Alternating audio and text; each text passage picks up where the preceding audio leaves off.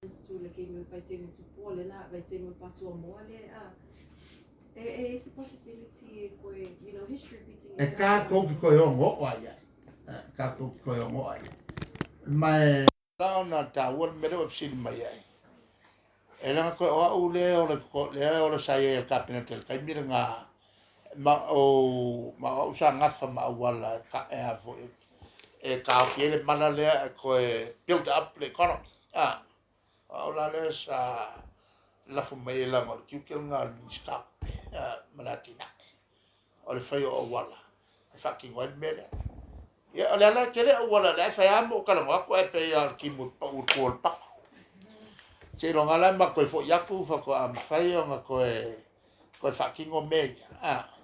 O ele wa le ai ma se tu no e to ia se confidence le leadership di samo wa le ia tano no atu to fila para mio ni sila ya moltuna mai moltuna o e mai mo ko me ko ma ko kupe nga e va ku fa ka ko ka pa ko ko lo la o le wingo le upule fe mai ai ya moltu dan ki fa nga ka pa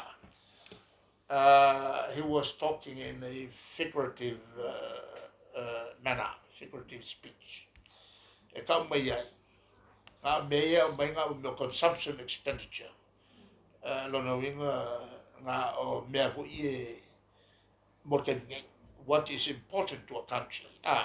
O development. Langa inga e mawai le olo le ku. Mawai nga lo nga whanau. O le me pikusini nga ka ua. O le supe o ngā ruenga waka ko whangau ia e umai e kolisi kausanga uma. E le o whakaua i vanga lea wo ngā ruenga me la ka ofi ka kai o i whafo. Le malama le dangerous o policy o lato mea whaine. Ia, e nisi im tau.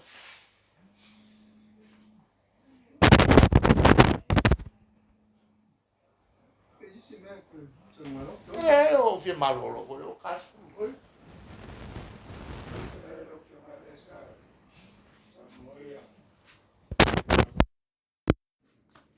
Ia ile lau fionga male ai ka faro fai lo to wa se ai price control board Oi, ai tau tai tau no el policy mea policy whain whama.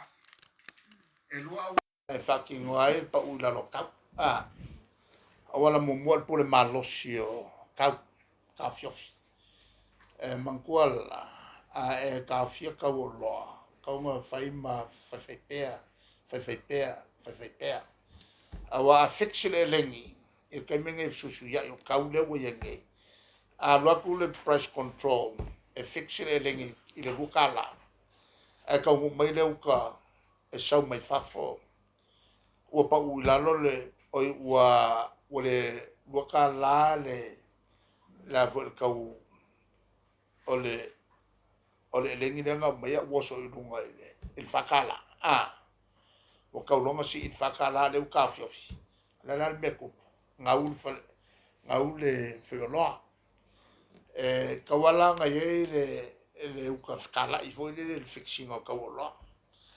Le mela nga le ye le mela le price control. Ku ulo le sila wala faunga o le mele o le competition. Kau va. E whaingo whira kau va pe akele whale o loa. E ngā ua mai lo whale o sainga i mkoa mkau kia kau vanga. A lui folo i lalo kau loa. Me siri langa o kau. E siri ako na effective melanga e le kau supervising. O a mea kupu. E lolo wa e luaku o le mkoa kele o le whainga ka melanga. Ngā liliu mai ako e ku ilunga kau o loa. Kele i me whapenga kupu. Ai mai se aku o ngu. E ngu. A le kulanga e piku siri ako ngā malos. O le mele o le kau va. A le voi e whai kau vanga voi e tenders. O ngā luaka. Ai paula le mea. E o olo le kai mie. Shoki ei o loa. E whai alanga wha ngā loa le au penga lea. E ka fiofi ei kau o loa. langa e a fo e shoki lo me sia leisa pe ko sa lau tu lo i lunga le vanga le ya kau le mo ngai kangales mai le ko se fu valu sa ia kulo lunga le ngos fu a le sa o mai pa u ia o lo le langa fa ka wo lo le fa o so lo le o price control ke mira e lo ka fia la le malole e fa o so price control so skai mo le lo fai mea a fai e le lo polar con a fai vale le la ku e fai ka ku le mele i lo le vale al pawal me ko kongi le ia ka ur ka le lo ko shaki uma le me lo mal vale ai o mal kai me ngai ola le lo polar ku lang a fai ya ku ele si ko kongi le el mele me le ai fa oi ale me ka u le ku pul manole o le ngofo ele fai ko ya ngofo no le mai ko nga manga ku le fa vai fa pe ala ile wala fa ya ala se sip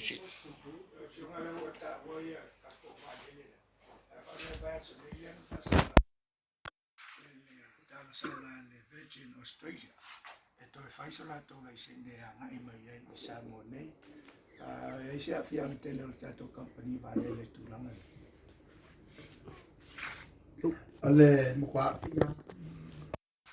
al kwa fia mela le wala nga ye le tulanga fo le ale aku ka ku vale ka fo lang bola vango le me ya le vale le ya le mela le nga ile mo e fiu ko ka fil vale le nga mo me ye nge fa va malo ale me silinga makanga o le wole le mai va ala kukui o le a fia i me ka kupi a sesi foi a sesi al pawale me al par mia la fenga ngo fongo foa fa la ngo ma yang kam a fa ya la me le ya ngo fongo foa al par mia ka ngo ave sa fa ko ngo malos fa sei un gol me le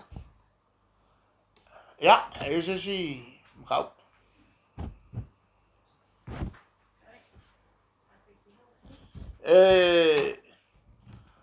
ya foi ye na me ya no fa lo ngo